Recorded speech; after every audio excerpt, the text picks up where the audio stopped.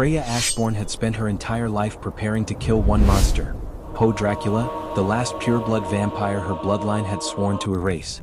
Yet on the night she finally cornered him beneath the burning moon, she hesitated, because the creature she had sworn to destroy whispered her grandfather's final, forbidden secret.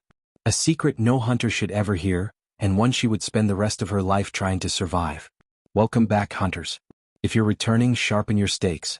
If you're new, subscribe, because this story is older, darker, and more dangerous than anything you've heard before. Now, let's step into the night. The chapter begins. The wind clawed through the pines as Freya moved silently across the forest ridge. The moon hung low and red, blood moon, the night the Ashbourne hunters believed was best for tracking Dracula's kind. Her coat snapped behind her, long and black, stitched with the silver runes her grandfather had carved by hand. The same grandfather who had nearly killed Poe Dracula 40 years ago. The same grandfather whose journals ended in ink and blood. The same grandfather whose final vow Freya had inherited at birth. She adjusted the leather strap of her crossbow. The arrowheads gleamed, blessed, sharpened, soaked in crushed moonstone. Each one designed for a single target. Poe Dracula. The ancient shadow of Carpathia. The monster whose name had killed generations of Ashbourne hunters. Freya inhaled, letting the cold burn her lungs. She could feel him tonight. The same way her father felt storms approaching before the clouds gathered. An instinct. An inheritance. A curse. She stepped through the brush and paused beside an abandoned carriage, broken and half-sunk in mud. Claw marks shredded the wood.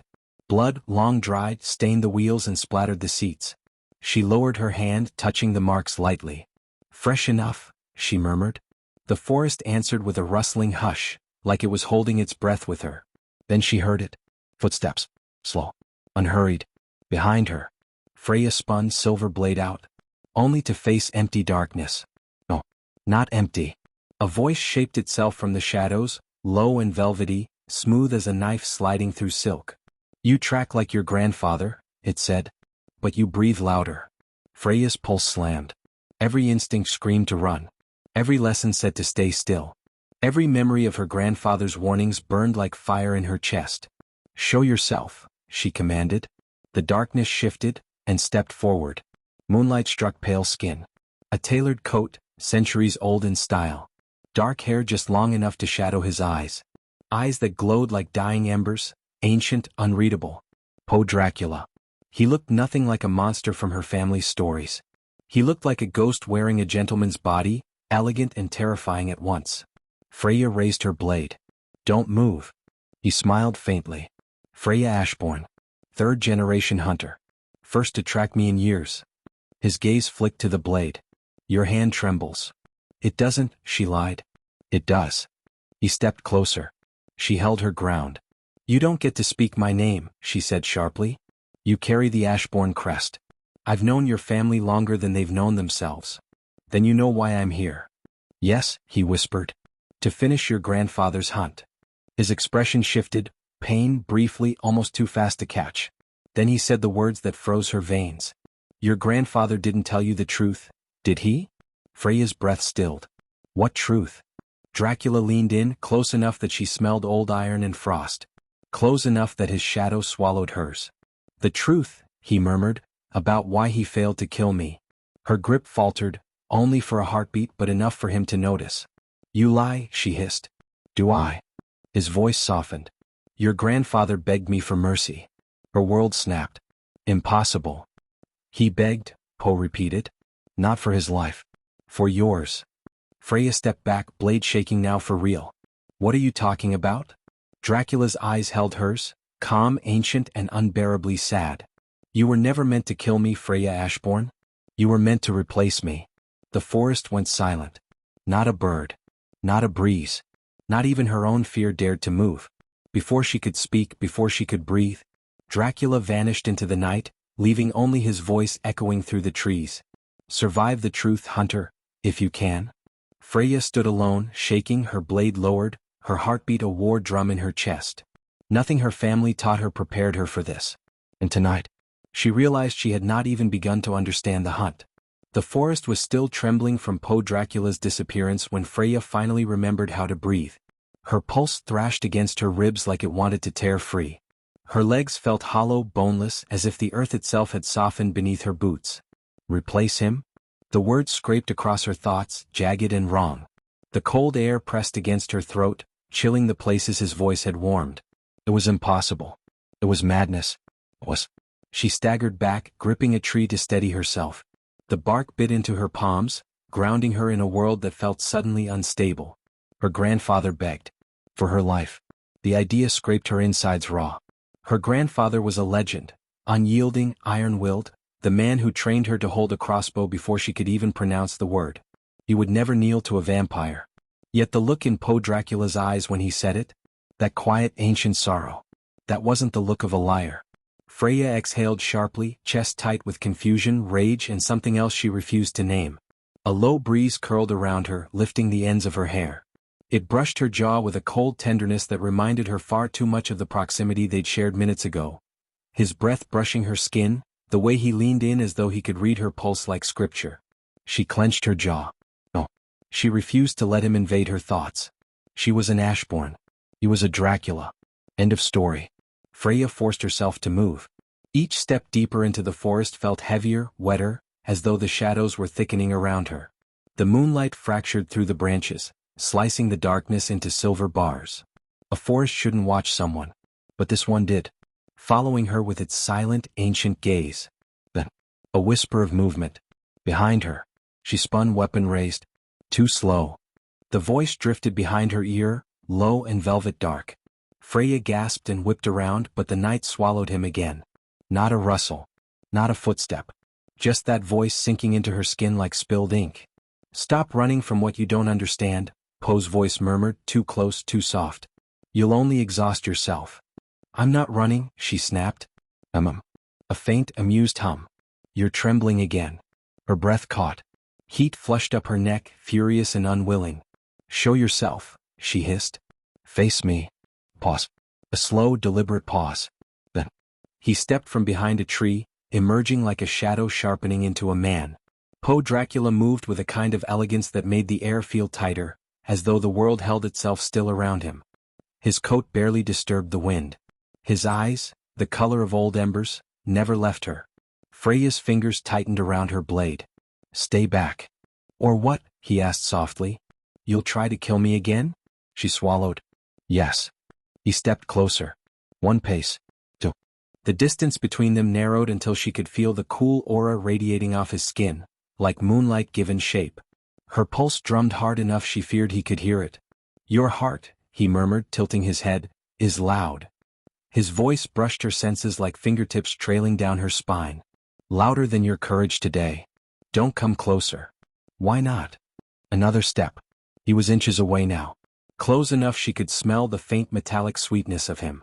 Close enough that if she raised her hand, her fingers would brush the fabric over his chest. Her breath shivered. Because. She hated how unsteady her voice sounded. Because I said so.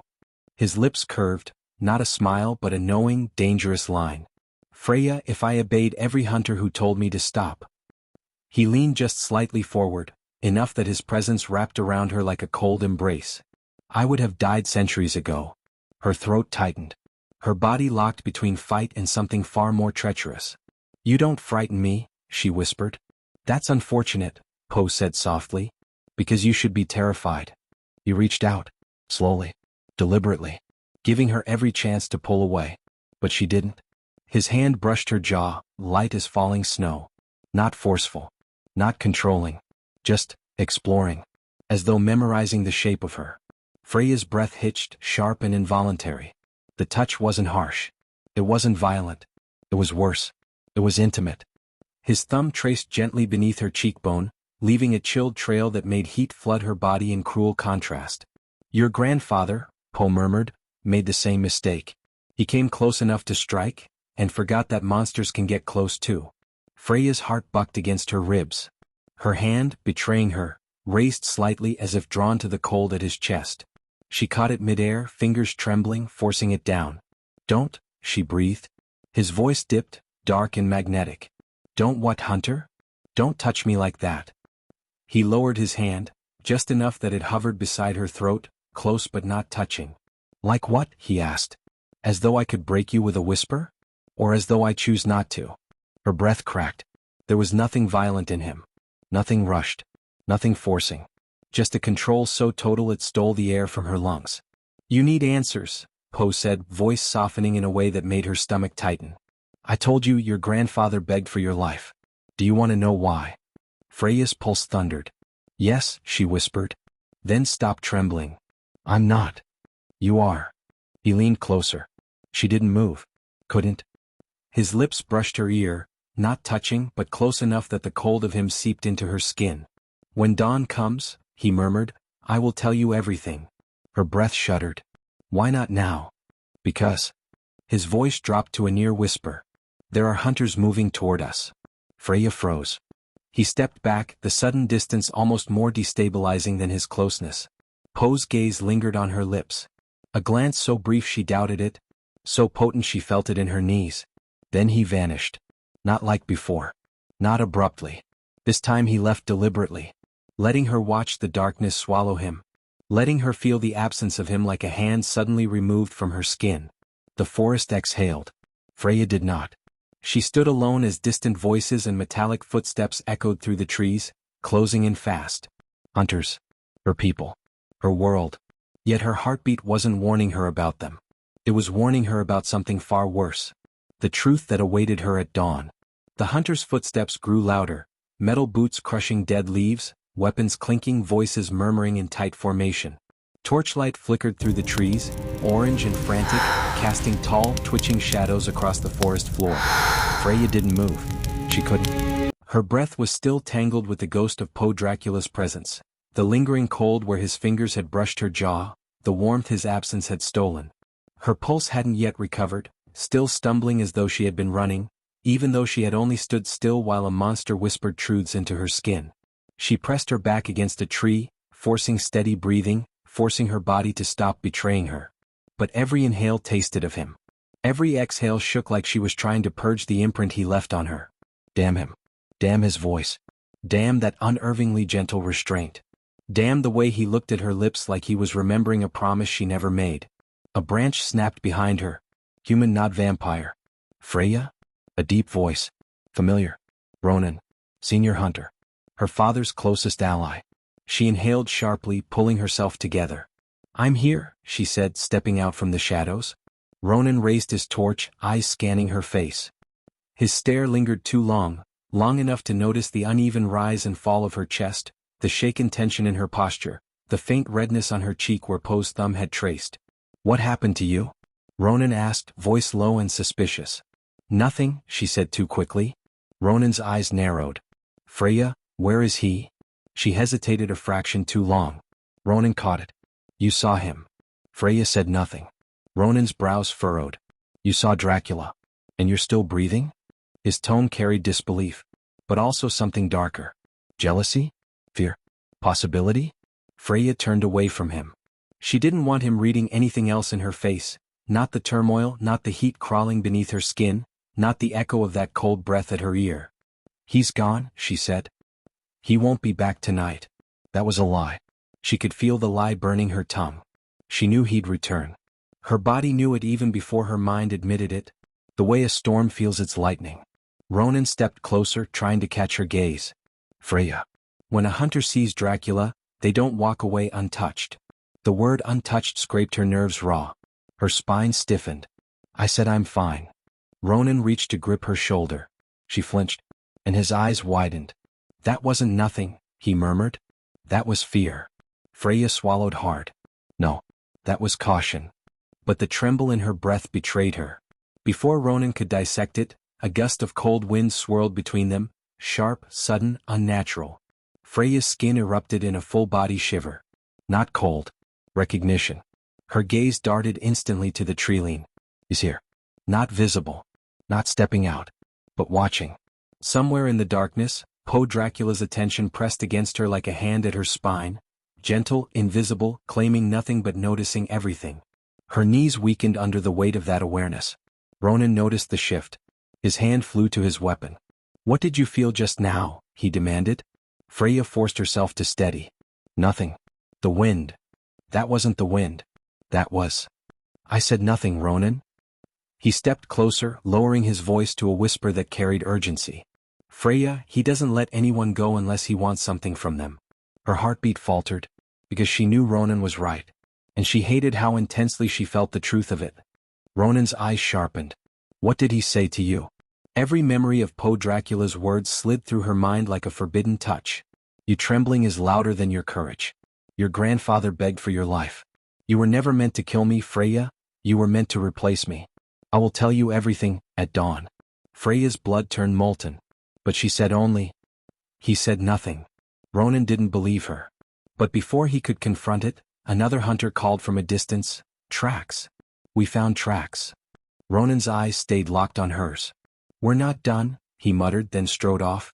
Freya exhaled shakily when he left, and immediately felt Poe's presence deepen. Not a sound. Not a step. Just the sensation of the darkness leaning toward her, as if drawn by the tremor in her pulse. Her throat tightened. She whispered to the trees, voice trembling with defiance and a treacherous heat she couldn't shake. Stop watching me. A beat. Then a voice, dark, smooth, dangerously close, brushed the back of her neck like a cold fingertip. If I stopped watching, Poe murmured, barely audible, you'd fall. Her breath caught, not from fear, but from the slow spread of warmth at her core that no hunter training had ever prepared her for. She didn't turn. She didn't have to. She could feel him at her back, the night coiling around his presence, shaping itself to him like the world instinctively obeyed. Get away from me, she whispered. It was a plea she didn't understand. His breath hovered near her hairline but never touched. If I intended harm, Poe said softly, your pulse would not be fluttering like that, Hunter. Her knees nearly buckled. She pressed a hand to the tree to stay upright. Damn him. Damn the way he used her own reactions against her. Damn how deeply her body was listening when her mind screamed not to. You shouldn't be this close, she whispered. Pause. The kind of pause that carried meaning, weight, danger, and something far more disarming. Then stop wanting me close, Poe murmured. Freya's breath shattered in her lungs. She turned, only to find empty air. He had vanished again, leaving her alone, between the torches of her own people, and the darkness that felt far too much like him. Freya pressed both hands to her face, trembling in a way that had nothing to do with fear. Dawn was coming, and with it the truth he promised. A truth she already felt snaking through her veins, whispering that nothing in her life, not the hunt, not her vows, not her bloodline, would survive what she was becoming. The forest held its breath around her. Torches crackled in the distance where the other hunters searched the woods, but their light felt weak, pathetic even, compared to the sensation curling at the back of Freya's neck. A coil of cold awareness. A shadowy attention that refused to release her. Poe was gone. But the echo of his nearness? Still wrapped around her like invisible fingers. Freya pressed a shaking hand to her stomach, trying to calm the tightening there, an ache that was not fear, though she wished it were. Her breath came shallow, uneven, the air thick as velvet in her throat. She had never felt like this before. And she hated that she wasn't sure she wanted it to stop. Dawn? She whispered into the quiet trees. He said dawn. Her knees almost buckled again. Because dawn was approaching. And her body knew it. Her body was anticipating it. Anticipating him. The thought made heat rush to her cheeks. She forced herself to walk, needing motion, needing clarity, needing anything that wasn't the memory of his voice brushing her ear like a forbidden kiss. But the forest didn't let her go easily. Every shift of the wind reminded her of his breath. Every shadow reminded her of his silhouette. Every quiet reminded her of the way he had stood behind her, close enough that the world had shrunk to the distance between their mouths. Freya cursed under her breath. This wasn't who she was. She wasn't some naive girl falling over a dark figure in the woods. She was a hunter. Her blood was iron. Her purpose was sharpened before she had teeth. She had trained her whole life to kill Poe Dracula. So why? Why did the thought of seeing him again make her fingertips tremble with something dangerously close to anticipation? The night began to lighten, slowly, shyly, like the sky itself feared witnessing what would happen when dawn finally broke. Freya walked deeper into the forest, away from the hunters, toward the ridge where the trees thinned and the horizon could breathe. Her boots sank into moss soft as sighs. The air chilled with pre-sunlight frost. Then she felt it. A shift. Not heard. Not seen. Felt. Like the darkness itself recognized her steps. Her breath stilled. Don't run, a voice murmured behind her. Freya turned so fast her cloak whipped around her. Poe Dracula stood at the forest's edge as though he had always been part of the landscape, an elegant shadow sculpted from twilight. Dawn's first pale glow licked along the edges of his coat, silvering him like a myth unraveling into light. Her pulse leapt painfully. "You shouldn't be here," she said. "The hunters are looking for me," he finished calmly. "Not for you." His gaze swept over her, slow, deliberate, reading not just the trembling of her chest but the unsteady way she held her knife, the way her lips parted for breath she didn't even realize she was holding. "You're pale," Poe murmured. "You didn't sleep." "How could I?" she snapped, but it came out too soft, too breathy. He stepped closer. One pace. Two. Freya's lungs squeezed tight as the distance dissolved.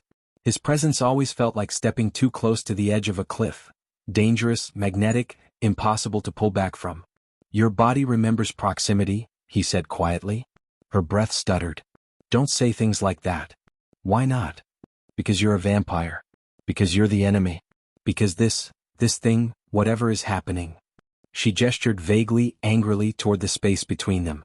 "Should not be happening." Poe tilted his head slightly, his eyes glowing faintly in the thin dawn light. "It is not what should be," he agreed, "but it is what is." Her pulse throbbed. Her fingers tightened on her weapon. "Give me a reason," she whispered, "not to strike you." He stepped closer until the blade pressed lightly against the dark fabric over his chest.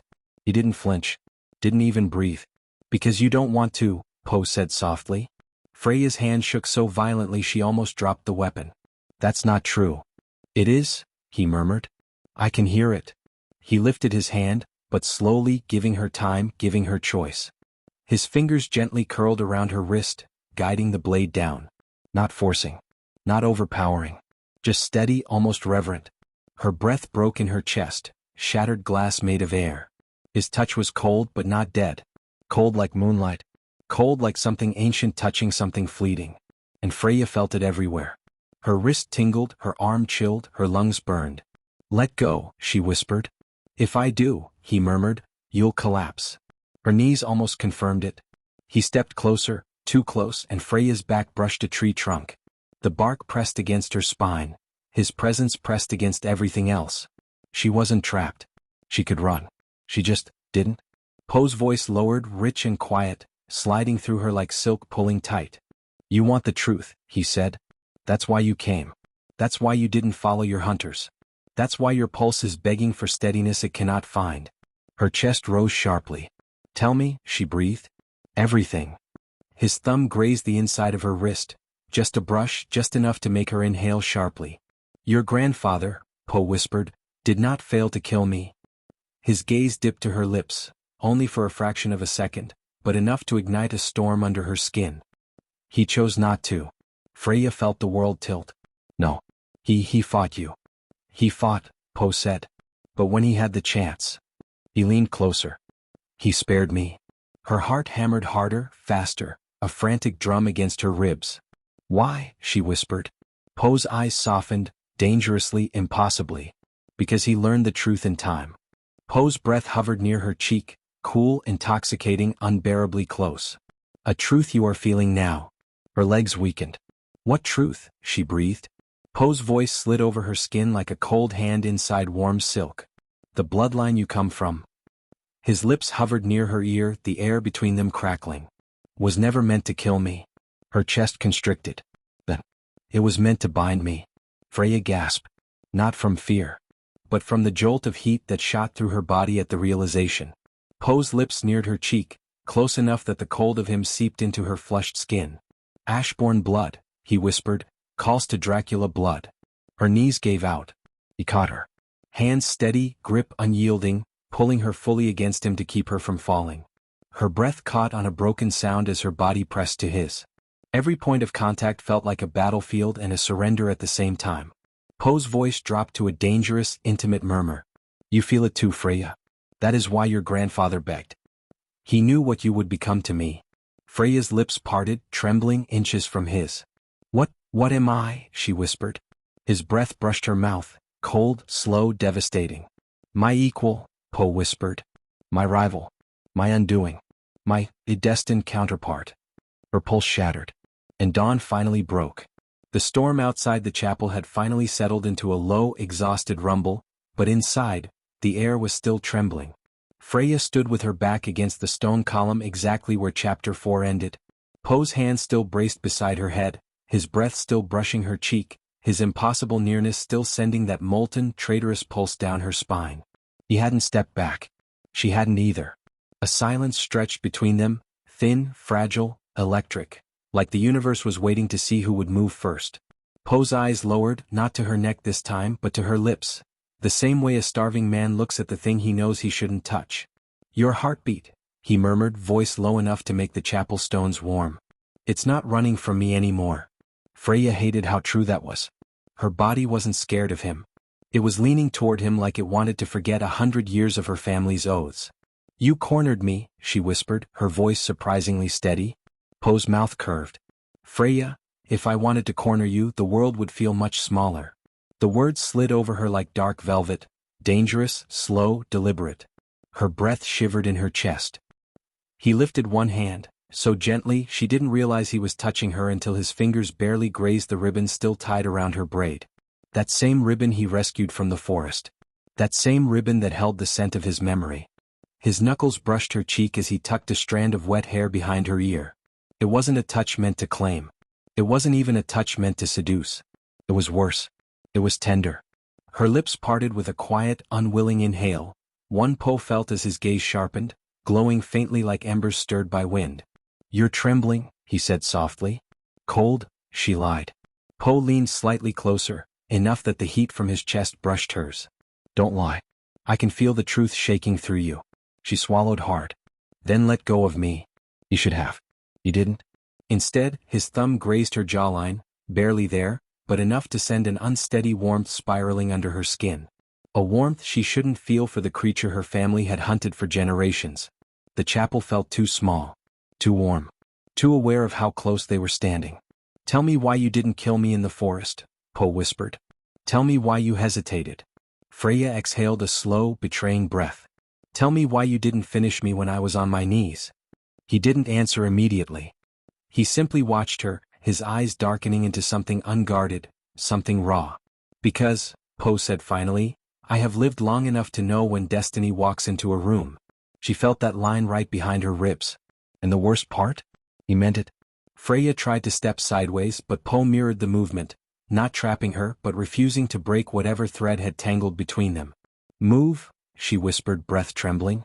"No," Poe said quietly. "Not until you admit what you felt when I touched you." Her pulse staggered, one heartbeat, then another, then a slow unwinding warmth that betrayed her. "I didn't feel anything," she said.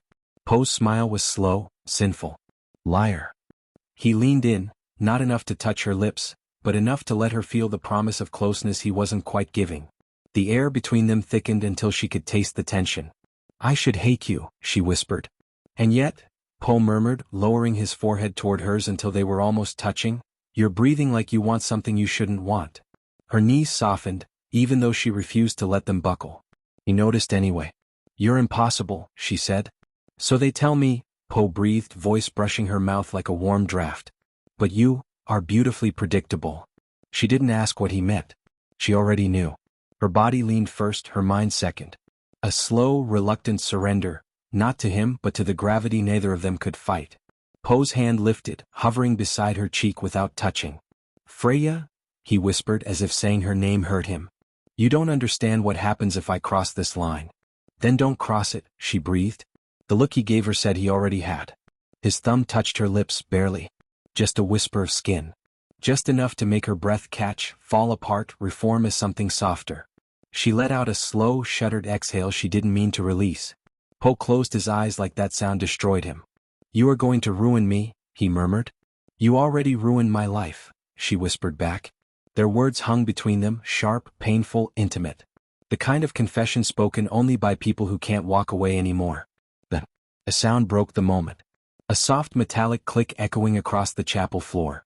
Freya stiffened instantly. Poe's head lifted, fangs flashing faintly, not in threat, but in instinctive, predatory alertness. Freya's hand went to the knife hidden beneath her coat. Poe stepped in front of her. In front of her. Protecting her. The chapel door creaked open, and a shadow slipped inside. Not vampire. Not human. Something worse. Poe's voice dropped to a deadly whisper. Freya, stay behind me. But she didn't. She stepped to his side. Not because she trusted him, but because she suddenly realized they were being hunted too. And whatever had come for them didn't care that Freya was human. Didn't care that Poe was Dracula. It wanted blood. Any blood. Poe's hand slid behind her, brushing the small of her back as he pulled her subtly closer. Not seducing, but shielding. And Freya felt something she had never felt near a vampire. Safety. The shadow moved again, closer. Freya exhaled slowly. Poe whispered, almost against her ear. If we survive this night, you and I will finish what we started. Her pulse answered him before her voice could. The shadow lunged. The shadow lunged with a sound that didn't belong in any holy place. A wet, dragging hiss, like a creature pulled from the wrong side of creation. Poe moved first. But Freya moved with him. It wasn't planned, wasn't discussed. It was instinct, perfect and terrifying, two bodies reacting like they had been trained in the same lifetime. Poe's arms swept around her waist. Not to claim, not to flirt, but to pull her just out of the creature's reach. His grip was firm, his chest against her back, the heat of his body a startling contrast to the cold wind slithering through the chapel. Freya felt the vibration of his voice against her spine. Stay with me. She wasn't sure if it was a command or a plea. She obeyed anyway. The creature, thin, wrong, its limbs bending like melted iron, scraped across the stone floor, leaving streaks of something too dark to be blood. Freya drew the silvered blade strapped to her thigh, the metal singing as it left its sheath. Poe's hand slid from her waist, down her arm, guiding her wrist with a touch that felt far too intimate for a battlefield. Lower your shoulder, he murmured against her ear. It'll strike high. His breath brushed that sensitive spot beneath her jaw, a heat that sent an unsteady ripple down her body. But she didn't falter. The creature screeched and leapt again. This time Freya met it head-on. Their blades and claws collided in a brutal flash of sparks. Poe intercepted the creature's second swipe, his arm moving with inhuman precision. Freya ducked beneath the creature's talons, her body twisting with a grace born not of training but of raw survival. And Poe followed her movement like shadow follows flame. They were a storm. A duet of violence and instinct. Hunter and vampire moving as if choreographed by something older than hatred. The creature slammed a claw toward her abdomen. Poe appeared behind her in a blur, his hand wrapping around her waist again, pulling her into the safety of his body as he intercepted the strike. Her back hit his chest. Her breath punched out in a gasp. He exhaled against the back of her neck. Careful, he murmured, voice low enough to shiver bone. I haven't decided what part of you I'm willing to lose. She didn't have time to react before the creature hissed once more and lunged. Freya twisted free of Poe's hold. But not before her hand slid across his chest for balance, fingers brushing the fabric covering the hard plane beneath. He inhaled sharply at that contact. And Freya felt it.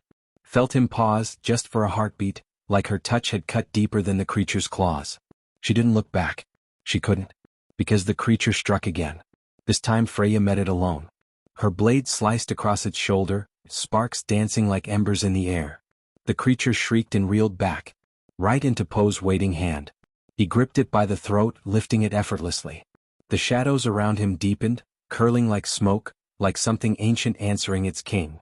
Touch her again, Poe whispered, and I'll tear out more than your voice. The creature gargled. Poe threw it. The body crashed into a pew, splintering ancient wood. Freya steadied her breathing, chest rising and falling in quick, uneven curves. Poe turned toward her, slowly, deliberately, his eyes glowing like embers caught in wind. You're hurt, he said. I'm fine, she breathed. You're shaking. I fought worse. You're lying again. He stepped closer. She didn't step away. Her pulse was still racing from the battle, but the way Poe approached her, it changed the rhythm. He reached out slowly, this time giving her the chance to refuse. She didn't. His fingers brushed the side of her waist, near where the creature's claws had grazed her coat. He checked for blood with a touch so gentle it felt like something else entirely. A silent confession hidden beneath each careful movement. You're not bleeding, he whispered. Good. Freya inhaled. Not because she needed air, but because Poe was standing close enough that the warmth of his body pressed softly against hers, not quite touching, but close enough to feel the promise of it. His hand remained at her waist. Her breath hitched, barely audible, but he heard it. He always heard it. You fight beautifully, Poe murmured, voice almost reverent. Like someone born from fire. And you fight like someone who doesn't die, she whispered back. His mouth curved, slow, dangerous, knowing. Do I frighten you now, Freya? She let her gaze rise to his. No, she breathed. You confuse me. That made him go still. Too still. He lifted a hand, brushing a damp lock of hair from her forehead with a touch that felt like it carried the weight of a century of restraint. You should not look at me like that. Like what? She whispered. Like you care whether I survive the night. Her pulse faltered. He felt it beneath his fingertips. Then something shifted in Poe. His expression tightening, softening, breaking, rebuilding all at once. In one slow movement he leaned in, not kissing her, but bringing his lips close enough to graze the air above hers. A breath. A whisper. A temptation dressed in heat. The space between them thinned until even the shadows seemed to hold their breath. Freya, he murmured, voice deep enough to shake her ribs. If you keep looking at me like this, I won't be able to unlearn the feeling. Her hand rose without permission, fingers brushing the edge of his collar, the fabric warm from his skin. Then don't unlearn it, she whispered. Poe's breath broke. Quiet, sharp, undone. His forehead lowered to hers, their lips a breath apart. No touching. Just devastating closeness. His voice trembled with controlled hunger.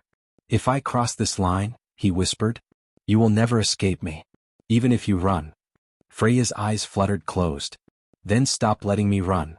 A low sound escaped him. Something between a growl and a sigh. The sound of a man coming undone by the one person he shouldn't want. His hand slid to the small of her back. Slow, warm, protective, deliberate. Not claiming. Not yet. But holding her like she was the first soft thing he'd touched in a century.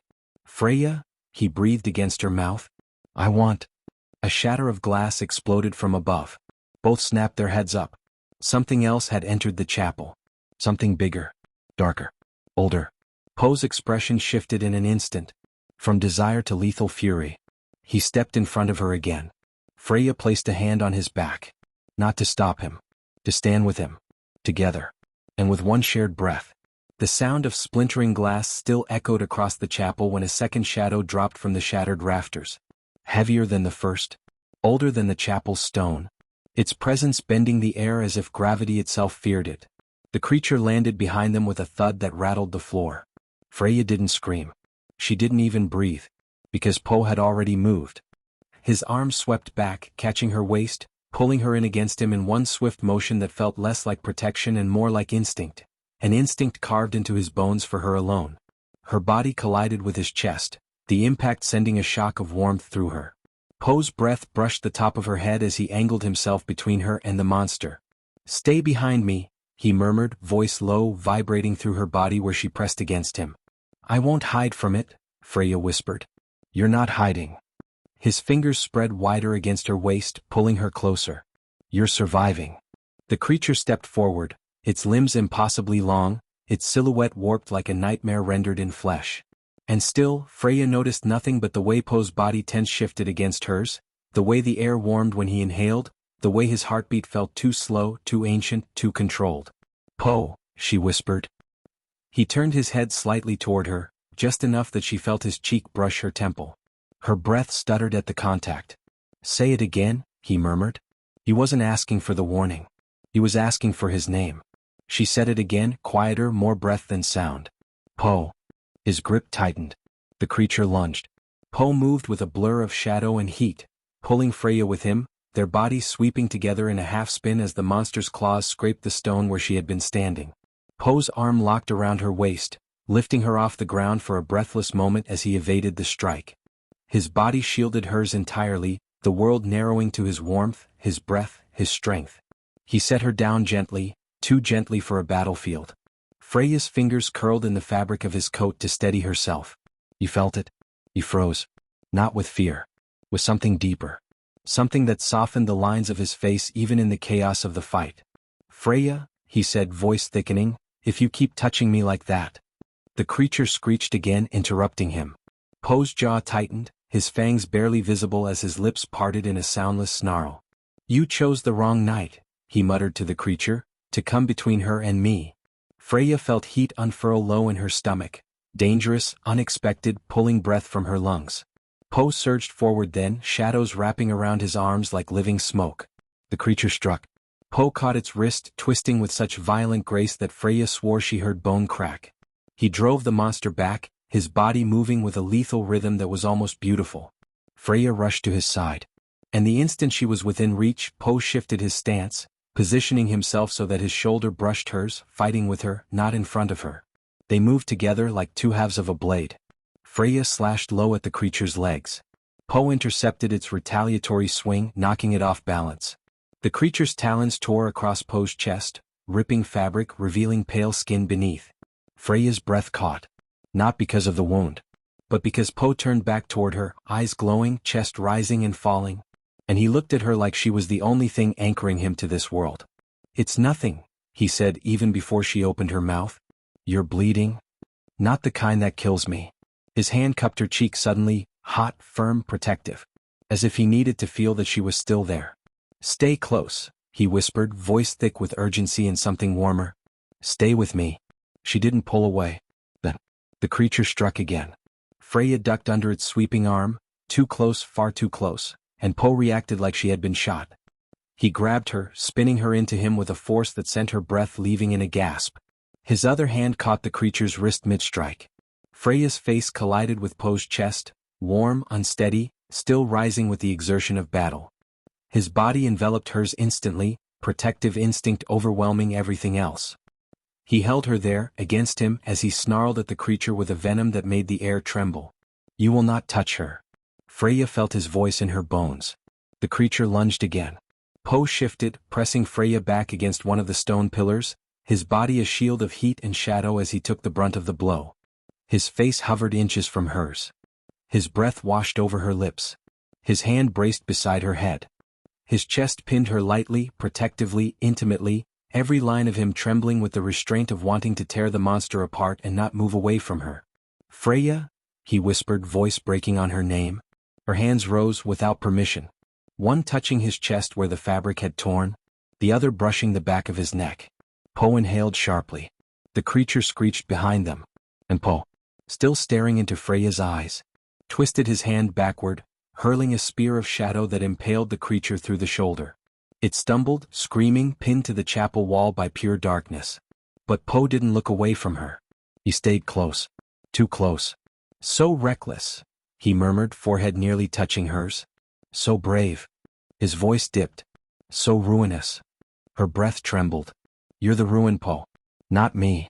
He swallowed, slowly, deeply, his Adam's apple shifting in the glow of the chapel candles. "If this continues," he whispered, leaning even closer, "I won't be able to stop myself from wanting more." Her lips parted. Not to speak. To breathe him in. "Then don't stop." The creature tore itself free of the shadow spear, shrieking. Poe exhaled one shuddering breath against her lips. A breath filled with everything he couldn't say. Then, with a sound that was half agony, half desire, he pulled himself away from her. He turned, stepped in front of her again, and with a fury born from protecting the one thing he shouldn't want, Poe Dracula charged the creature. Shadows erupted around him like wings. The battle began again. The moment the iron doors sealed behind them, the castle exhaled a darkness that felt alive. A velvet hush rolled through the hall, thick enough that her breathing became the loudest sound, quick, uneven, betraying emotion she refused to admit out loud. And he noticed. Of course he noticed. Dracula turned toward her with that slow, deliberate grace that felt like a hand sliding down her spine even though he hadn't touched her. His eyes, liquid garnet under the candlelight, tracked her every heartbeat as if he could taste her pulse from across the room. "Your courage flickers," he murmured. "But it doesn't dim." She swallowed, the air suddenly too warm, too heavy. Flickers wasn't the right word. Not for what she felt. Something in her chest was raging, clawing, igniting, something she had no training to control. "You're standing too close," she managed. He was still an arm's length away. Dracula arched a brow, amused. "Hunter, if you believe this is close, you truly have no idea what danger feels like."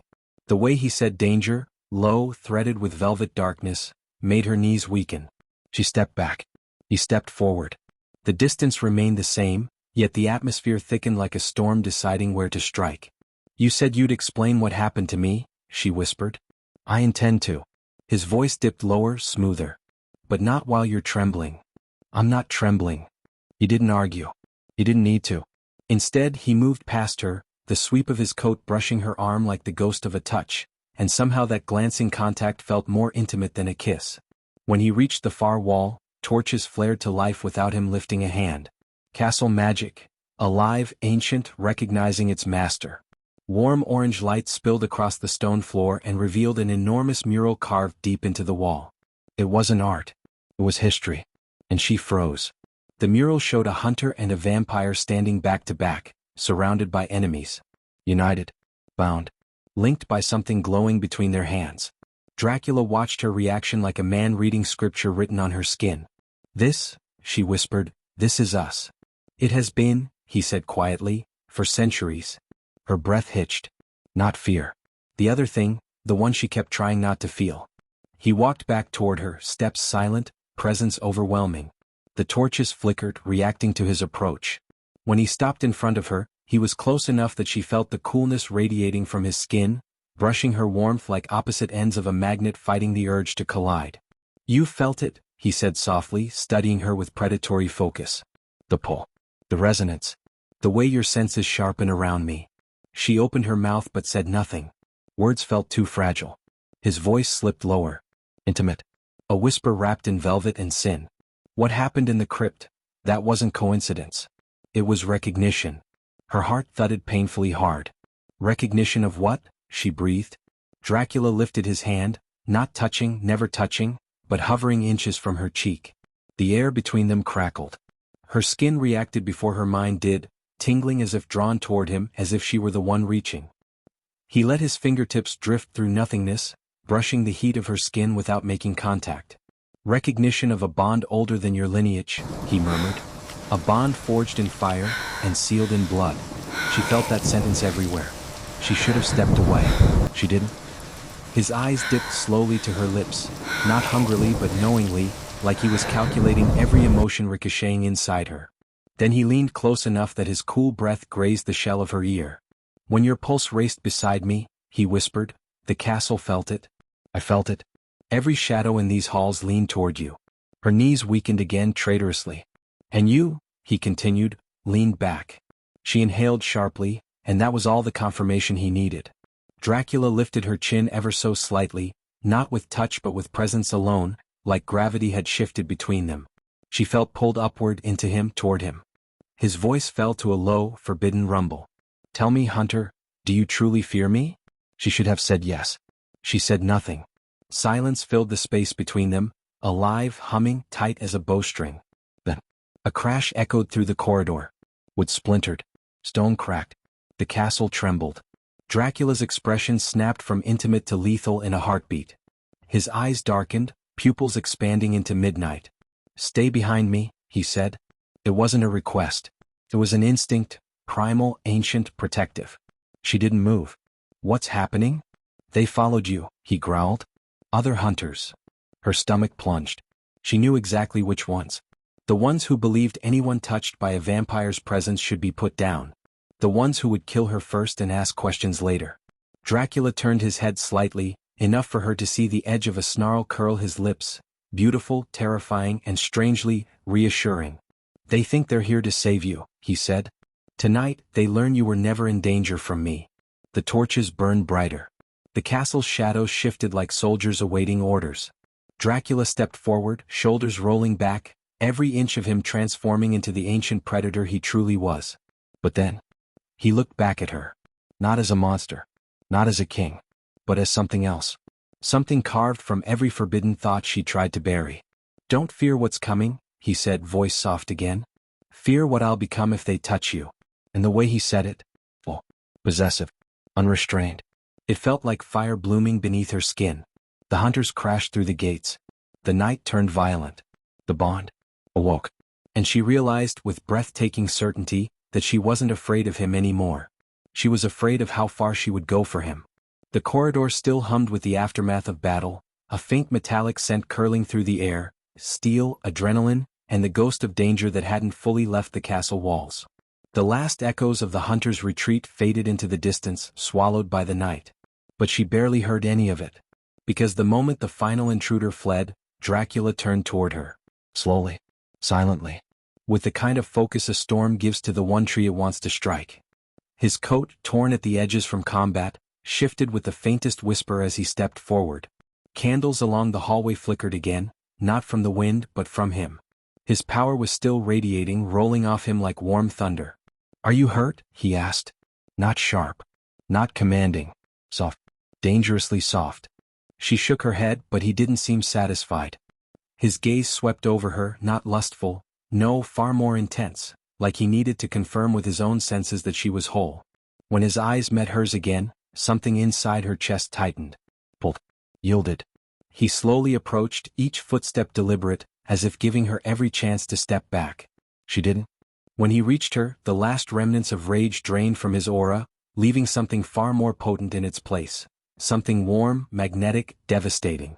His hand lifted, hesitant for the first time tonight, and hovered near her cheek. He didn't touch her. He didn't dare. But the air between them felt electric, as if a touch was already happening in some invisible frequency. "You stayed behind me," he murmured. "Even when you could have run." "I wasn't going to abandon you," she whispered. His jaw clenched, just once, like her words hit him somewhere he wasn't prepared for. "You don't understand," he said quietly. "You were never supposed to stand with me. Hunters don't choose my side. They run. They scream. They aim for my heart. That's not what I want to do." Her admission hung there like something sacred and forbidden. A soft, unsteady breath escaped him. "Then what do you want?" The question vibrated through her, pulling every buried feeling straight to the surface. She should have stepped back. She should have regained control. But she stepped closer instead. Close enough that her warmth brushed his cold aura. Close enough that she could smell the faint, intoxicating blend of rain-soaked stone, night air, and something anciently masculine. Her voice came out low. Honest. Irreversible. "I want, whatever this is." Something shifted inside him, sharp, tender, and dangerous. "Say it again," he whispered like he didn't quite trust his senses. She held his gaze. "I want this." He inhaled slowly as if trying to memorize the exact breath she spoke those words into. Then he leaned his forehead against hers. Barely. Almost not touching. A brush of coolness and warmth meeting in the precise center of their unspoken bond. The contact, or almost contact, sent a ripple down her spine, warm and dizzying like being pulled into gravity instead of resisting it. His voice vibrated against her skin, low and velvet dark. "You don't know what that choice means." "Then show me," she whispered back. He exhaled shakily, as if she was the danger, not the hunters. His thumb rose the slightest inch, hovering along her jawline. He refused to touch her. Every muscle in his arm trembled from the restraint. "You are fire," he murmured. "And I am centuries of shadows. If I reach for you, I may not let go." Her breathing hitched. "Maybe I don't want you to." That did it. Something inside him cracked open, like centuries of self-control fracturing all at once. He stepped forward and the world seemed to tilt. His body didn't collide with hers. It surrounded her, shadow and presence sweeping around like a cloak of night.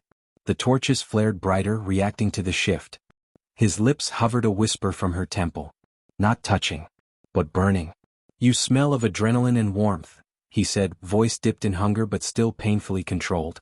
"The castle is drunk on your heartbeat." "So are you," she breathed before she could stop herself.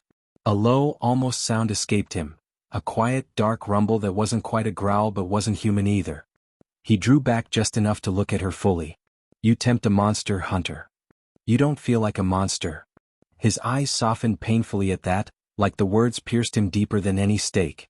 "You should run from me." "I don't want to." Her heart thudded once, loud, and he visibly felt it, eyes flickering in response. Without warning he lifted his hand again. This time he let one fingertip touch her. Just one. A featherlight stroke along the side of her face, cold, reverent, impossibly gentle. The kind of touch a man uses when he's starved for something he doesn't feel worthy of. Her breath shuddered. His control snapped another thread.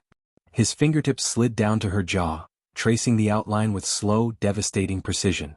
Every movement was euphemism made physical, suggestive without being explicit, intimate without crossing bounds. "You are luminous," he whispered. "I forget the world when you're near." Her knees buckled slightly and he caught her, not fully, just a steadying hand on her waist, cold and firm, guiding her balance. The touch spread heat through her entire body like wildfire meeting moonlight. His voice dipped, velvet warm and edged with hunger. If you stay, Hunter, if you accept the bond waking between us, you won't remain untouched by my world. She swallowed hard. I'm not afraid. You should be. Pause. You're the first thing I've wanted in centuries. The way he said wanted.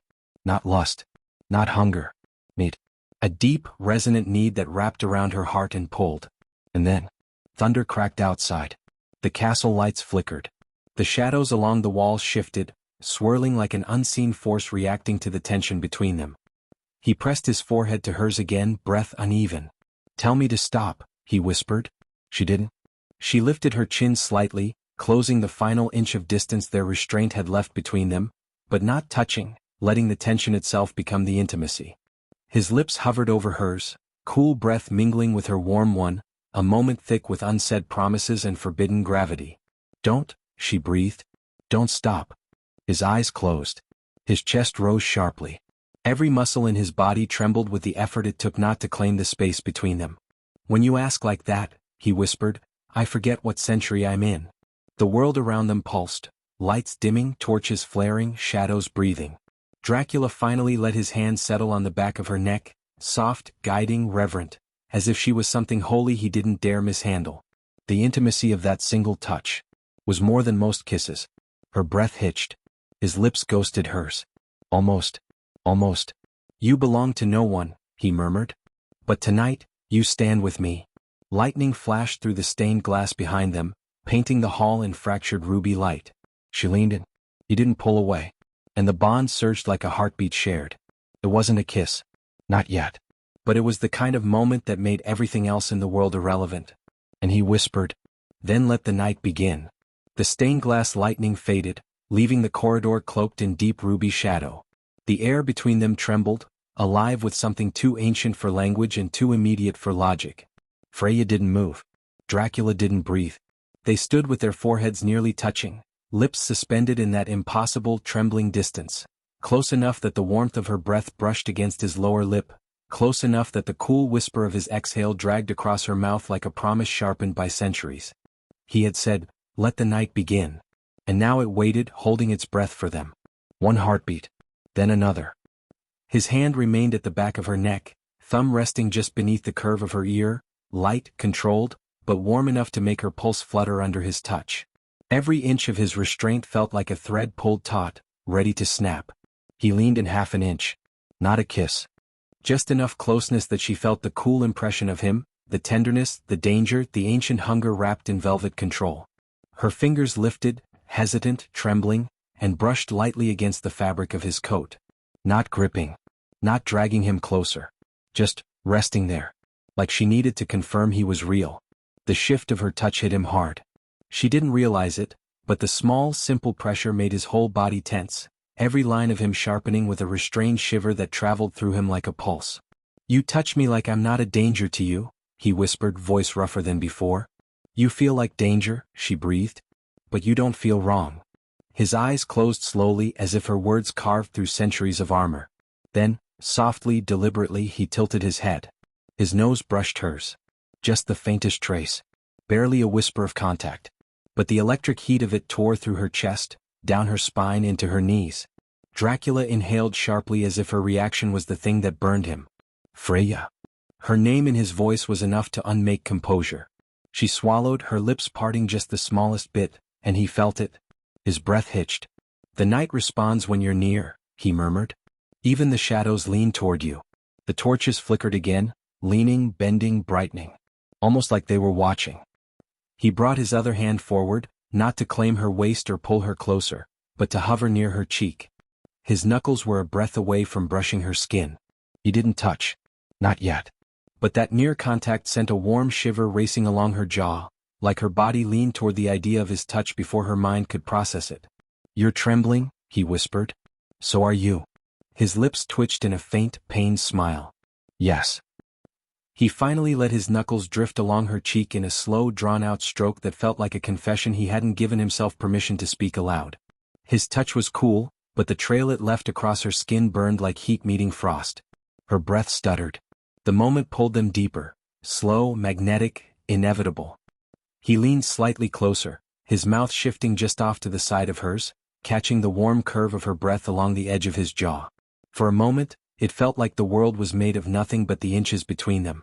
"You make the centuries feel small," he whispered. "You make the night feel young again." Her chest pressed lightly against his with her next inhale, an accidental touch, but one that made him inhale sharply, a tremor running through him. His hold on her neck tightened by a fraction. Not force. Instinct. He moved closer. His lips brushed, not her mouth, but the corner of her jaw. Barely. A ghost of a kiss without claiming, without crossing the line. But it sent heat flooding through her like wildfire being pulled toward moonlight. Her fingers curled into his coat, just enough to steady herself, and the small tug made him release a breath he'd been holding for too long. He angled his head again, this time bringing his forehead fully, gently, against hers. Cool and warm. Shadow and fire. A connection that felt intimate enough to rival a kiss. "I should let you rest," he whispered, though neither his body nor his voice carried any intention of stepping back. "I don't want you to." A low, dark growl of restraint vibrated in his chest, quiet, barely audible but primal. Freya. Her name was a plea now. A warning. A surrender. "You don't understand how fragile my control is with you this close." "Maybe," she whispered, "I don't want you to control it." His breath shuddered, soundless, devastating. He lowered his lips closer, tracing the line of her cheekbone with nothing but air and intention. "Say it again." She didn't hesitate. "I want you close." The corridor dimmed. The torches bowed inward. The shadows rippled as though the castle itself sighed. His thumb brushed the side of her neck, tracing the soft, quick beat of her pulse in a tender, intimate line. "Your fire wrapped in mortal skin," he murmured. "And I am not made to hold warm things gently. You're holding me gently now." He froze. Then, as though committing her words to memory, he slid his hand slowly from her neck down to her shoulder. A smooth, deliberate glide that sent sparks along every nerve. "Freya," he whispered, voice molten quiet, "if I touch you any more than this, it won't be gentle." She leaned into his hand. A silent yes. His breath trembled. He lifted her chin with slow, reverent fingers, tilting her face toward him. Not claiming her lips, but bringing them close enough that she felt the cool whisper of his mouth brush hers in the space between seconds. "You undo me," he murmured. Then, a sound broke through the corridor. Not loud. Not alarming. Just enough. Enough for both of them to freeze. A distant door thudding somewhere deep in the castle. His body shifted instantly, protective instinct flaring like a shield around her. His hand slid to her waist, not possessive, not demanding, but anchoring her behind the shelter of his presence. His eyes glowed briefly, scanning the dark. But when the sound faded and nothing else followed, the tension in his shoulders eased. Just barely. So, something changed in his expression. Determination. Decision. A vow. He turned back to her, stepping closer again, reclaiming the heat of the moment, but with a new gravity threading through his voice. "You shouldn't stay here," he murmured. "Then where?" she asked softly. He lifted her hand with careful fingers, brushing a cool kiss just above her knuckles. A gesture ancient, intimate, reverent, and yet still safe, still whitey clean, still loaded with meaning. "You'll stay in my chambers tonight." Her pulse jumped. He felt it. His eyes darkened. "Not because I fear myself."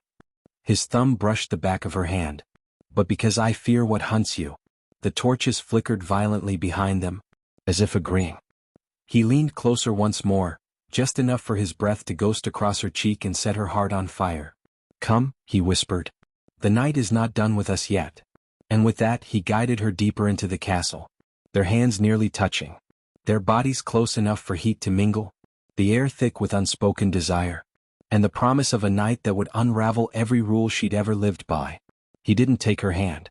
He didn't have to. The space between their fingers carried more electricity than a grip ever could.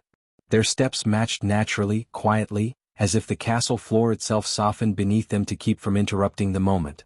The hall narrowed into darker stone, older stone, untouched by time, veins of silver gleaming faintly beneath torchlight. The deeper they went, the thicker the air grew. Not oppressive. Alive. Like the castle knew exactly who was walking within it, and approved. Dracula kept half a pace ahead of her, not in dominance but in something older.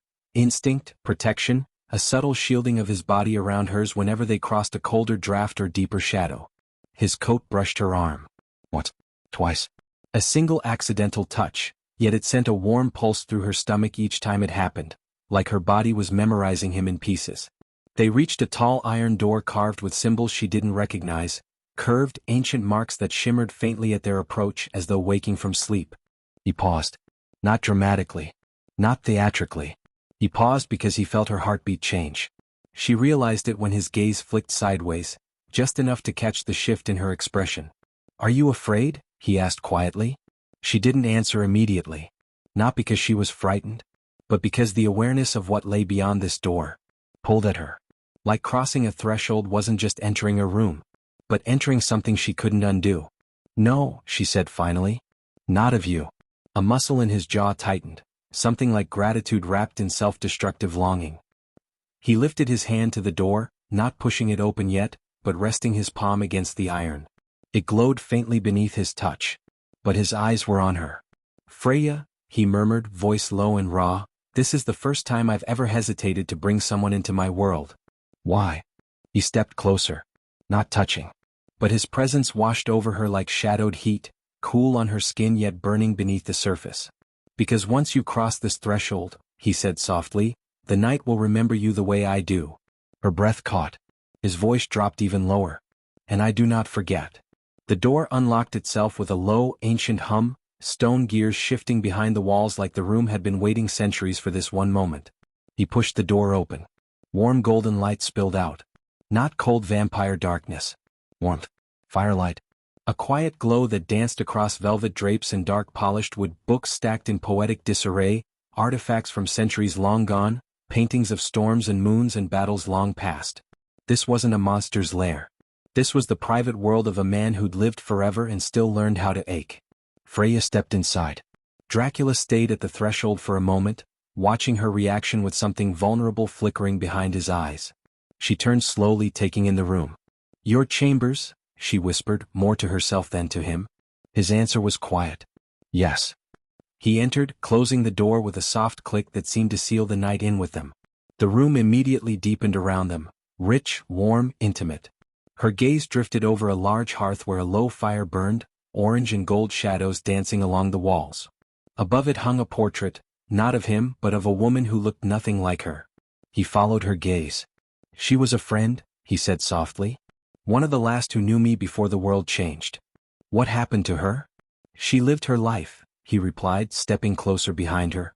"Something I've always envied mortals for doing so beautifully." His voice brushed the back of her neck. She felt the air shift. His presence moved to her side, slow, controlled, a subtle circling like he was trying not to startle something fragile between them. "You don't treat mortals like prey," she said.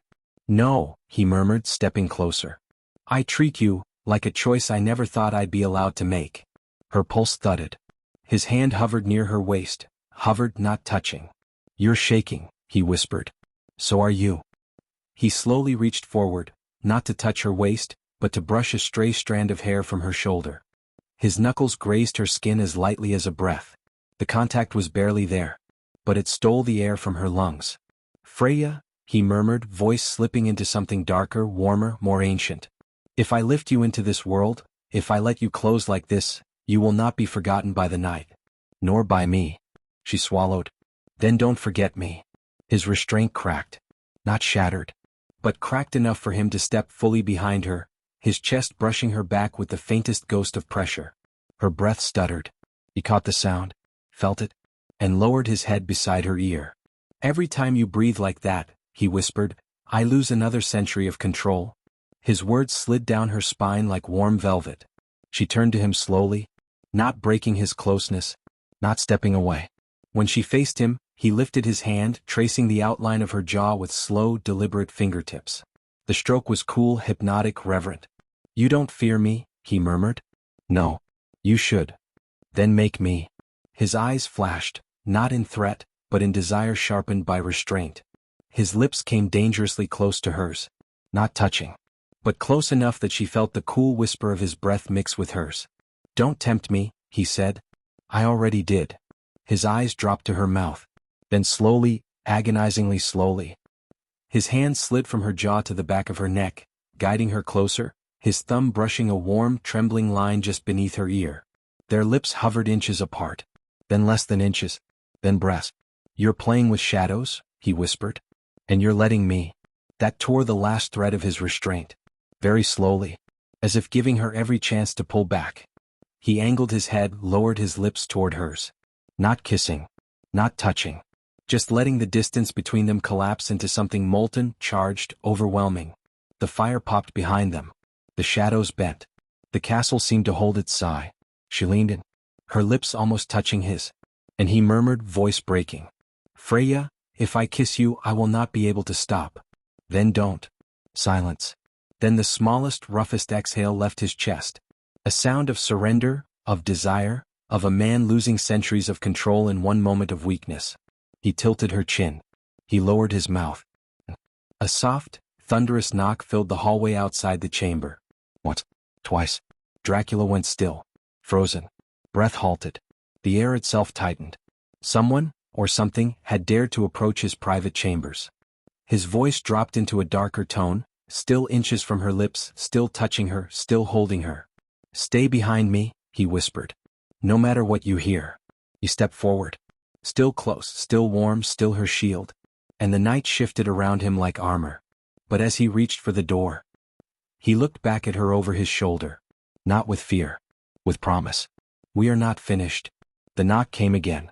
And this time, something answered it from the other side. The door closed behind them with a whispering click, a sound that seemed almost ceremonial, sealing them into a chamber that smelled of aged wood, ancient parchment, and something impossibly masculine that Freya couldn't name. Dracula didn't move away from her. Not an inch. Every breath he took seemed synchronized with hers, like the castle itself had slowed for them, waiting for the night to unravel in its own time. She let her gaze roam over the room. The firelight danced along relics of forgotten battles, ornate carvings on the walls, and books stacked in disarray, yet arranged as if each had a purpose. This wasn't a vampire's lair.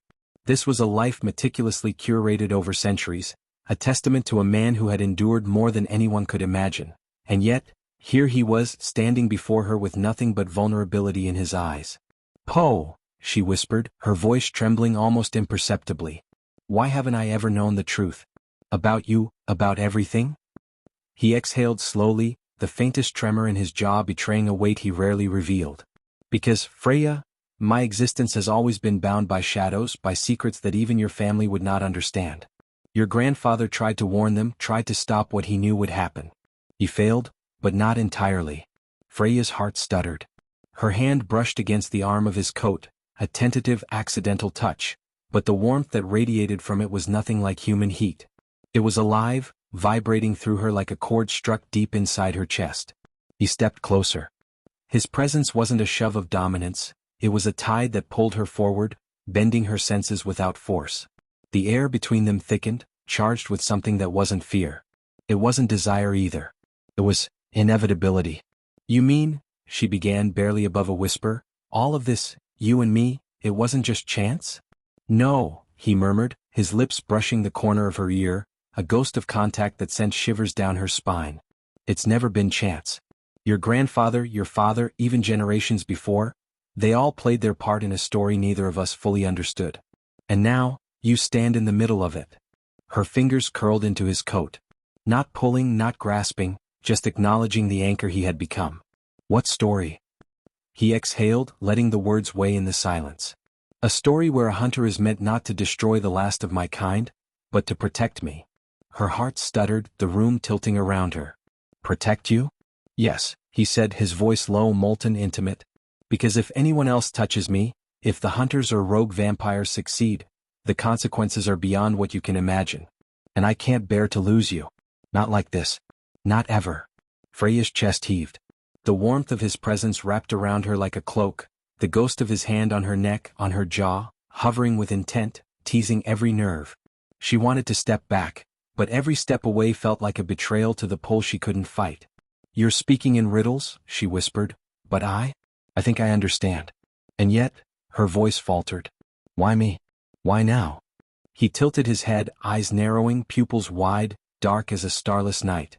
The firelight caught the sharp planes of his face, making him look less like a monster and more like something entirely beyond mortal comprehension.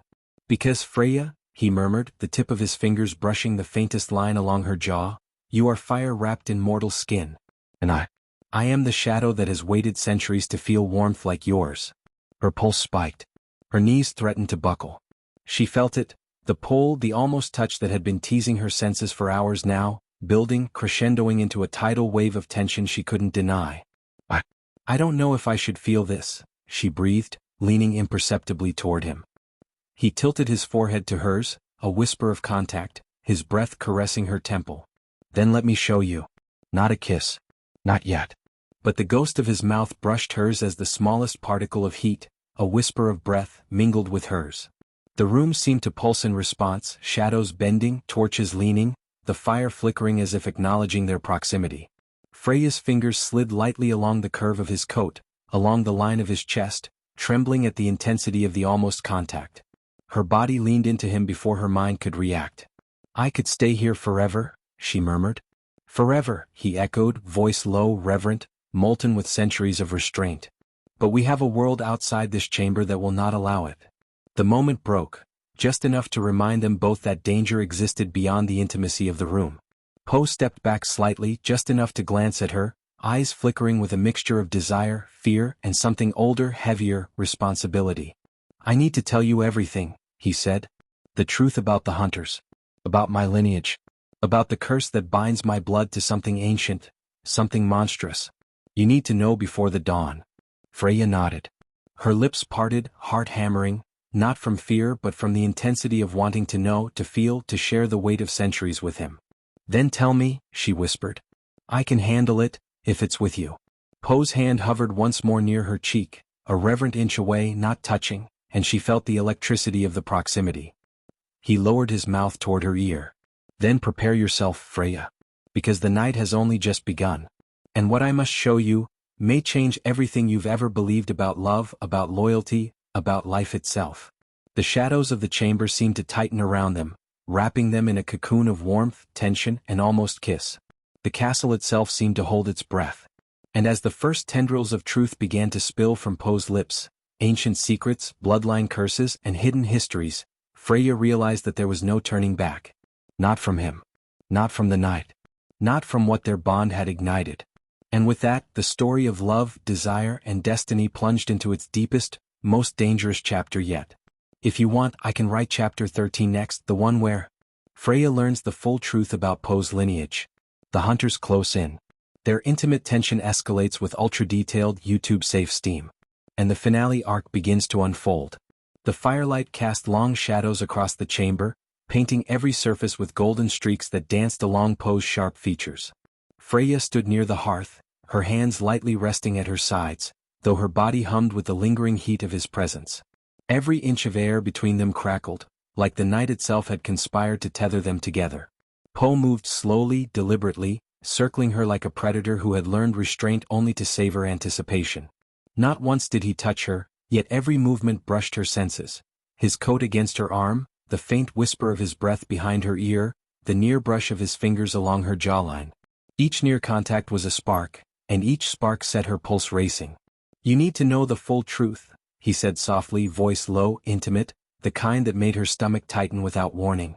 Not just about me, but about what binds us. Freya swallowed, her lips slightly parted. I'm ready, she whispered, voice trembling with anticipation and fear. Tell me. He took a slow step closer, just enough that the heat from his body wrapped around her like a tangible force. The hairs on her arms rose. The firelight seemed to cling to him, bathing him in gold and shadow. His hand hovered near her shoulder, a whisper away, but he didn't touch. My bloodline, he began, his eyes flicking to hers with a weight centuries old, is tied to a power older than any hunter, older than any mortal oath. Long ago my ancestors sealed something inside me, a force so terrible that it could destroy everything if unleashed. Your grandfather knew this. He knew that killing me would break the seal. Freya's heart skipped. A force? What kind of force? Poe's gaze softened but darkened simultaneously. One that hungers for the world itself. One that I've carried in silence for centuries. And now, you are part of that chain whether you want to be or not. The air thickened between them, tension spiraling into a heat that had nothing to do with fear. Every word he spoke brushed against her mind and her body, leaving a resonance that vibrated in her chest, down her arms, along the curve of her back. "You're saying I can't kill you?" she whispered, the realization cutting sharp. "That if I try, it could destroy everything," he said softly. "And I cannot let that happen."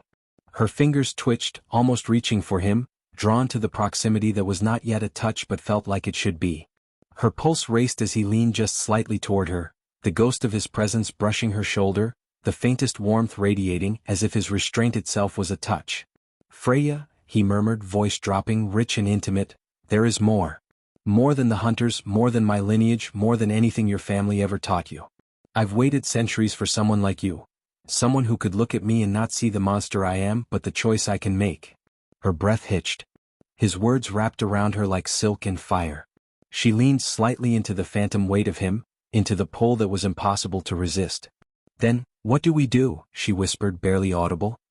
His eyes softened, dark pools of shadow and gold, and he stepped closer, again not touching, but the presence alone pressing into her like a gentle gravity.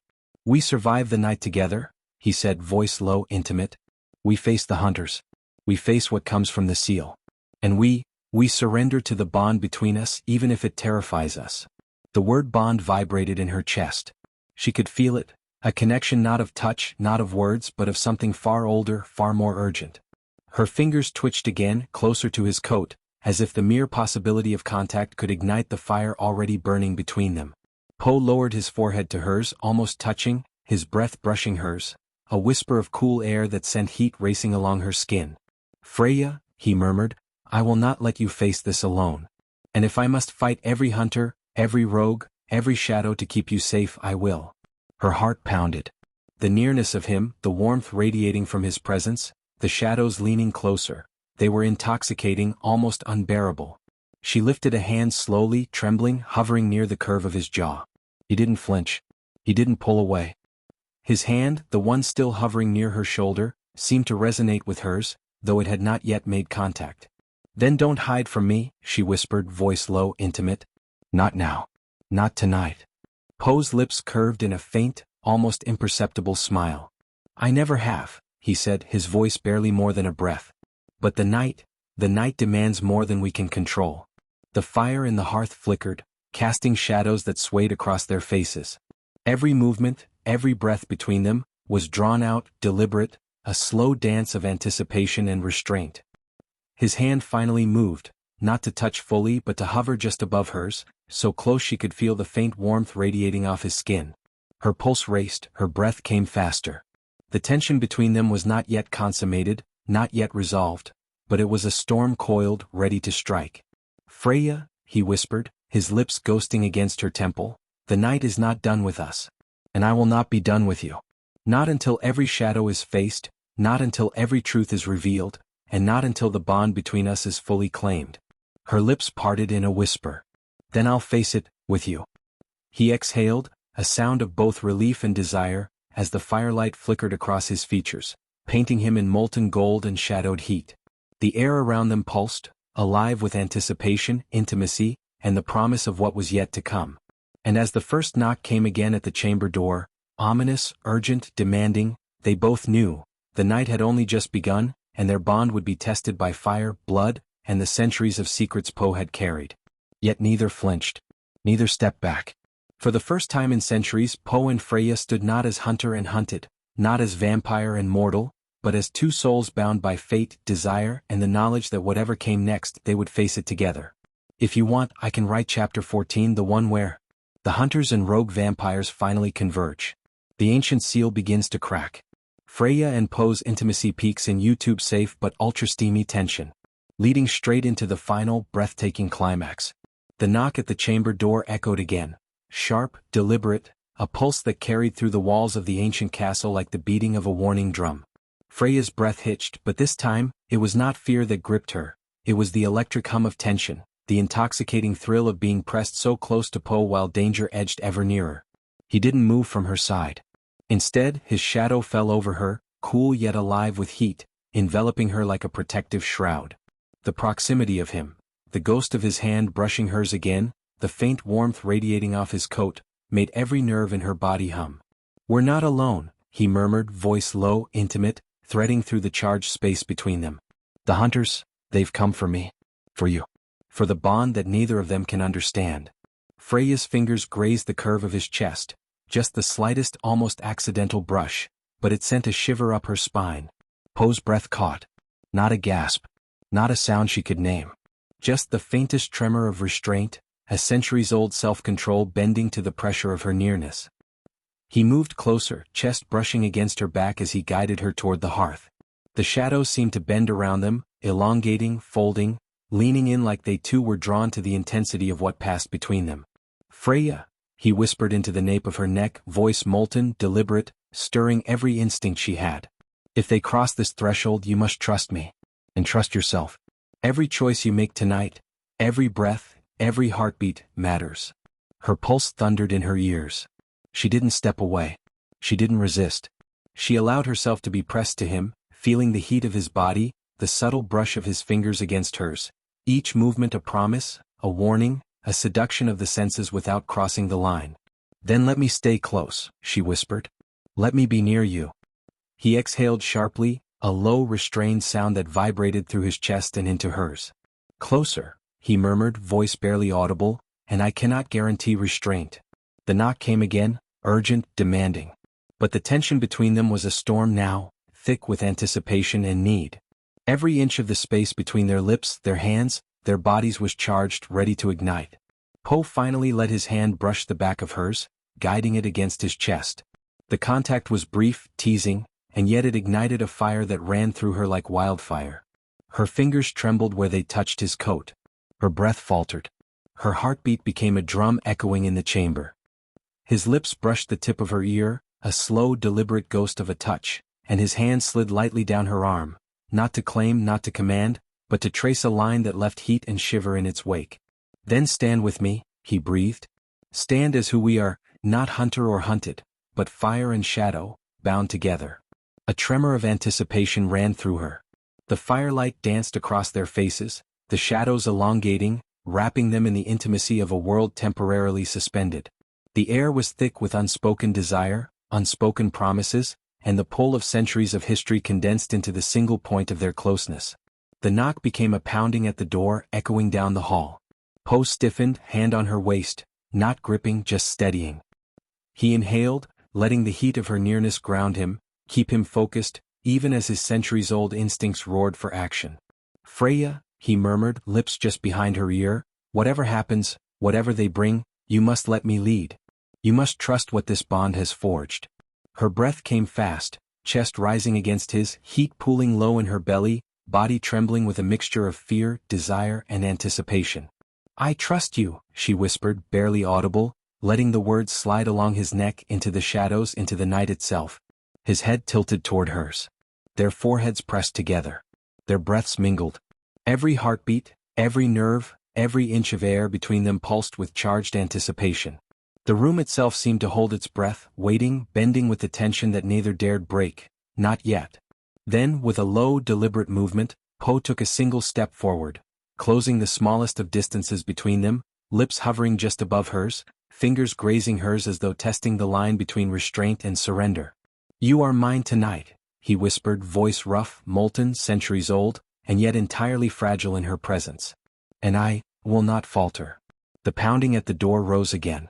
But inside the chamber, nothing existed beyond the tension, the nearness, the fire, the shadows, the heat of their unspoken desire. And in that heartbeat, that brush of air, that ghost of a touch, Freya realized, whatever the hunters, whatever the ancient seals, whatever centuries of blood and shadow, this night, this bond, this fire, was theirs. The knock came one final time, harder, desperate, demanding entry.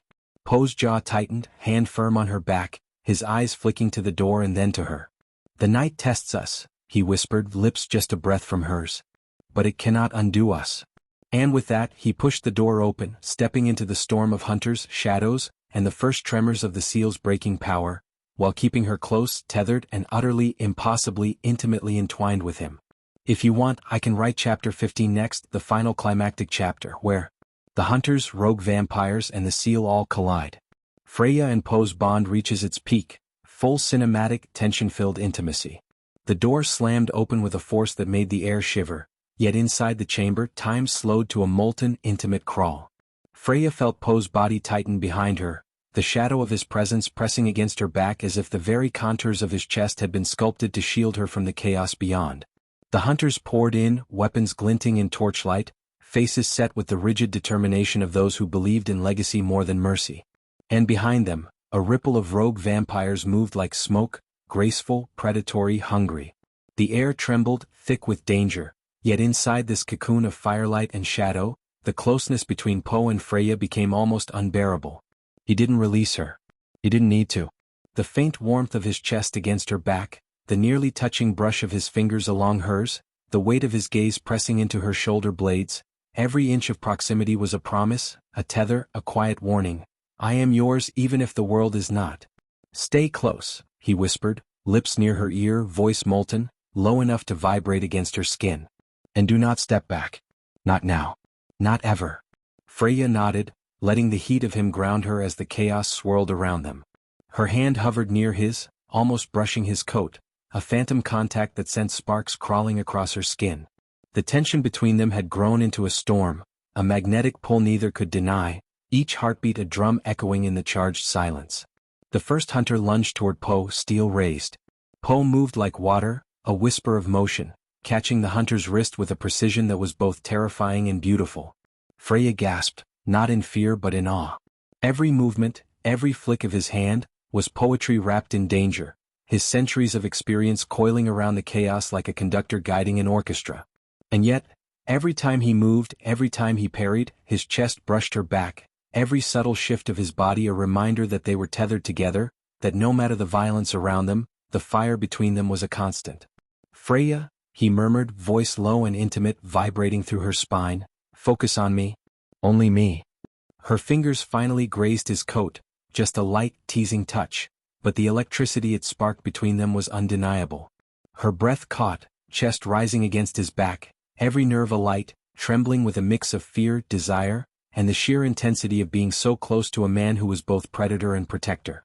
The room became a blur of shadow and light, steel and fire. Poe moved with impossible grace, fending off attack after attack, his every motion a display of raw power, yet every motion seemed to brush against her senses, teasing, tantalizing, making her pulse pound with a fire that was entirely their own. And then the seal began to crack. A low hum rose from the floor, vibrating through the stone beneath their feet. The firelight flickered wildly, casting fractured shadows along the walls. Poe's hand tightened briefly on her waist, not in command, but as if tethering her to him as the first tremors of ancient power surged through the chamber. We have to finish this, he whispered, lips near her ear, warm and hypnotic. No hesitation. No fear. Trust me, Freya. Trust the bond. She pressed her cheek against his shoulder, letting the heat of him calm the tremor in her own chest.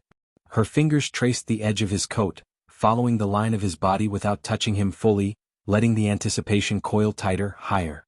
I trust you, she whispered, voice trembling not with fear, but with the ache of wanting, of need, of being suspended in a world that existed only between them. The first rogue vampire struck, a blur of motion aimed at Poe's side. He pivoted, the movement bringing him impossibly close to her. His hand brushed her arm, barely grazing it, yet the touch sent a shiver that ran through her like liquid fire. Every nerve, every inch of skin, every pulse of her body was attuned to him. Hold me, she whispered, almost involuntarily. Poe caught the word, voice thick and low. I've got you, he murmured, pressing a hand lightly to her lower back, guiding her without restraint, tethering her body to his in a dance of survival and longing. The fight became a blur. Steel clashed, shadows swirled, and yet in the eye of the storm, Freya felt only him. The heat of his body, the ghost of his fingers grazing hers, the way his presence wrapped around her like an embrace too potent to resist. A rogue vampire lunged from behind, and Poe moved with a surge of predatory grace, spinning Freya behind him. His chest pressed against hers, his arm brushing hers, fingers grazing her shoulder. The contact was fleeting, yet every brush set her nerves alight. You're mine, he whispered, lips just behind her ear, breath hot and intimate. And I will not let them take you. Not tonight. Not ever. Her breath hitched. Her hands trembled as she pressed lightly against his chest, letting herself be anchored to him, letting the storm of desire, fear and anticipation coil tighter and tighter. The seal cracked further. The chamber vibrated. A low, growling pulse echoed through the stone floors. Poe's hands hovered near her waist, brushing without gripping, teasing without taking, letting the tension between them build to a point almost unbearable. And then, as the first flash of the ancient power surged from the seal, Poe caught her in his arms. Not a full embrace, yet, but enough. Enough to press their bodies together, enough to let the heat, the intimacy, the centuries of desire coiled between them, spill into the moment. Their lips hovered, inches apart, breaths mingling, hearts hammering in sync. He leaned closer, a whisper of movement, lips brushing her cheek, a feather-light, electrifying contact. She trembled, pressed into him, feeling the pull of every touch, every near kiss, every ghost of contact as if it were fire. The hunters recoiled. The rogue vampires snarled. The seal trembled.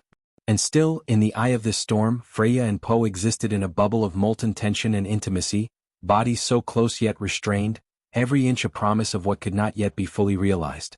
"I will not let the night break us," he whispered, lips brushing the shell of her ear. "Trust me, Freya. Trust us."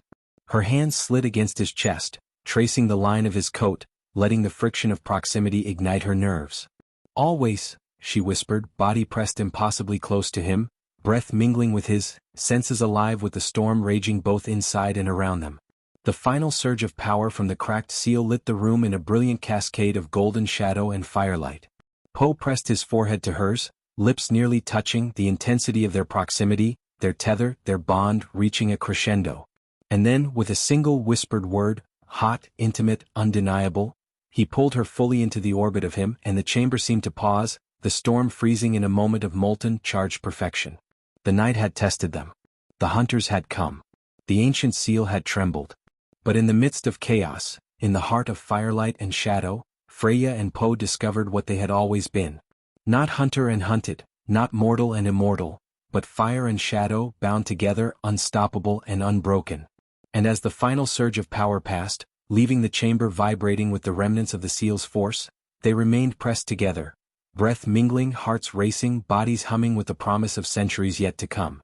The world outside may have demanded destruction, blood, and sacrifice, but inside, in that chamber, in that molten moment of intimacy, danger, and desire, they had claimed each other, fully, eternally, and utterly. The fire flickered. The shadows leaned in closer. And for the first time in centuries, Poe and Freya knew, the night had finally bent to them. The castle was quiet now. Truly quiet. The echoes of battle, of steel clashing and ancient magic surging, had faded into memory. Only the faint flicker of the hearth remained, dancing across stone walls and carved pillars, casting gold and shadow across the remnants of what had once been a battlefield. Freya sat on the edge of the high, carved windowsill, the cool night air brushing her face, lifting a stray lock of hair that had escaped from her braid.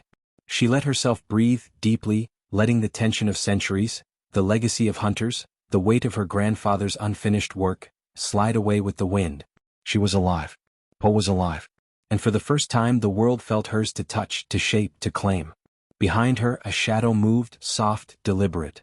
Poe's presence slipped into the room without a sound. Not a predator.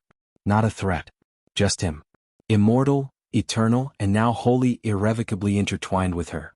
"Freya," he murmured, voice low and intimate, brushing against the nape of her neck as he leaned close. "The night is over." Her fingers instinctively reached for him, tracing the curve of his coat where his chest pressed against her back. "It's never truly over," she whispered, voice trembling with the memory of what they had faced. "But, it feels like we survived it." He stepped closer, hand hovering over hers, not needing to touch to make the connection tangible.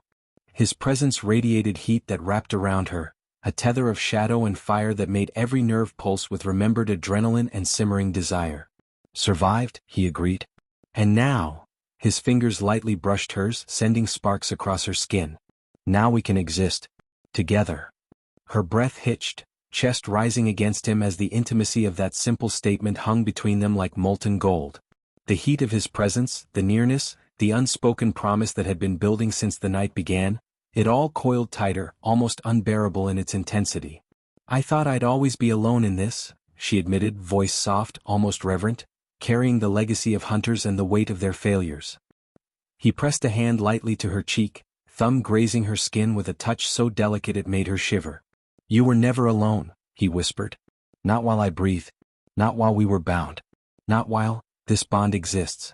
Her fingers slid along his coat again, tracing the line of his chest over the shoulder, feeling the warmth that had always been there but never allowed fully to ignite until the night had tested them. She leaned slightly, just enough to press against him, their bodies not fully pressed, not yet, but close enough that every nerve was alert, every sense heightened. "And now?" she asked, almost breathless. "What comes next?" He smiled, a faint, slow, deliberate curve of his lips that spoke of centuries of restraint finally giving way. "Now, we choose." The castle, the night, the lingering traces of danger, they were irrelevant. What mattered was this closeness, this intimacy, this heat and shadow coiled together. His hands finally moved, wrapping gently around her waist, pulling her just enough to press the smallest fraction closer. Not a kiss yet. Not a claim yet. Just a promise. A tether. A declaration.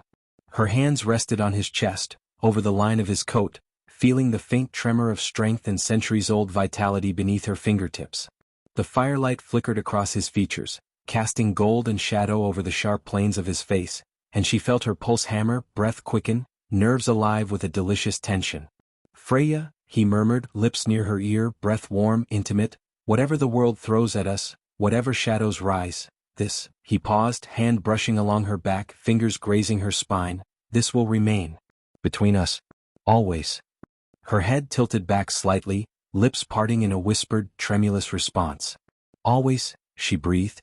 And finally, in the quiet of the castle, with the world outside still trembling from the echoes of night-long battles and broken seals, they leaned together.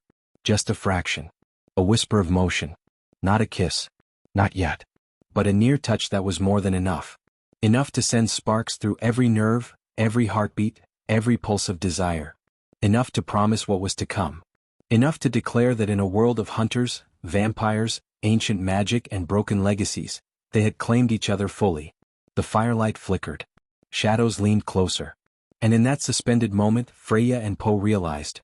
The night had ended, but their story, their love, their bond, their fire and shadow, was only just beginning. The castle sighed around them. The wind whispered along the walls. And somewhere deep in the night, the faintest echo of centuries-old magic hummed. A reminder that though the battles were over, the world would never forget them. And neither would they.